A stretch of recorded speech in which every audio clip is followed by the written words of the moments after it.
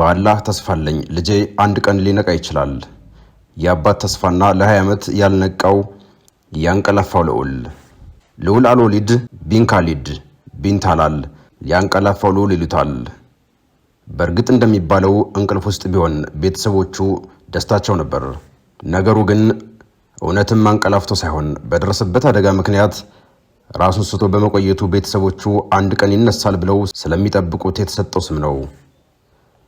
የዛሬ 20 ዓመት በእንግሊዝ ወታደራዊ ኮሌጅ ትምህርቱን በመከታተል ላይ እያለ ነበር የመኪና አደጋ አጋጥሞት ራሱን የሳተው።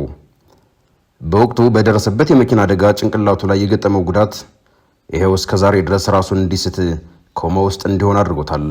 በሳውዲ መዲና ንጉስ አብዱልአዚዝ የሕክምና ማዕከል ላለፉት 20 ዓመታት ሕክምና ድጋፍ ውስጥ ሆኖ ራሱን እንደሳተ ቤተሰቦቹ ግን አንድ ቀን ይነቃል ብለው ይጠብቁታል።